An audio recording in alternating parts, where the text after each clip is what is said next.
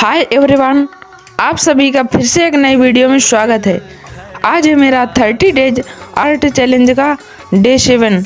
आज मैं लता मंगेशकर जी के फेस में डिटेल कर रहा हूँ एंड नेक्स्ट ड्राइंग किसकी बनाऊँ आप लोग कमेंट में ज़रूर बताएं। और जिसको भी अपना कमीशन पोर्ट्रेट बनवाना हो या फिर किसी को सरप्राइज गिफ्ट देना हो तो मेरे व्हाट्सएप नंबर पे अभी कांटेक्ट करें। Thank you.